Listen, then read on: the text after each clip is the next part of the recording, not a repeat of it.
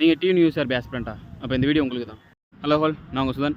டியூனிவர்சிட்டி போர்ட்லேருந்து இந்த இயர் பிப்ரவரி மாதம் ஒரு ஆனுவல் பிளான் ரிலீஸ் பண்ணியிருந்தாங்க. அதில் பிசி அண்ட் எஸ்ஐ எக்ஸாம்ஸ் வந்து செப்டம்பர் அண்ட் நவம்பரில் நடக்க போகிறதா சொல்லியிருந்தாங்க. பட் அது இப்போ நடக்க போகிறதில்ல.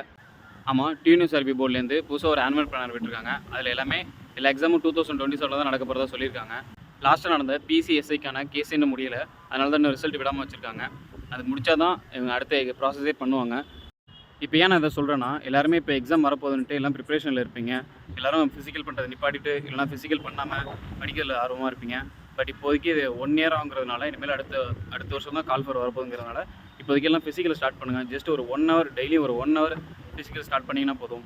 புதுசாக பண்ணுறவங்க ரன்னிங்லேருந்து ஸ்டார்ட் பண்ணுங்கள். ஆல்ரெடி பண்ணி ஏதாவதுல ஃபெயிலியர் ஆகிருப்பீங்க, ரோப்லேயோ இல்லை லாங் ஜம்ப்லேயோ ஃபெயிலியர் இருப்பீங்க. அதில் ஃபோக்கஸ் பண்ணி கொஞ்சம் அதில் கான்சன்ட்ரேட் பண்ணுங்கள். இப்போலேயே ஸ்டார்ட் பண்ணுங்கள். அப்போ தான் நெக்ஸ்ட் நீங்கள் கண்டிப்பாக கிளியர் பண்ண முடியும். எக்ஸாம் மட்டும் ப்ரிப்பேர் பண்ணி எந்த ப்ரோஜனமும் இல்லை. ஃபிசிக்கலும் நீங்கள் சேர்ந்து பண்ணால் மட்டும்தான் உங்களால் கிளியர் பண்ண முடியும். திருப்பி நாளைக்கு அடுத்த ஒரு வீடியோவில் அடுத்த நாள் பார்ப்போம். பாய்.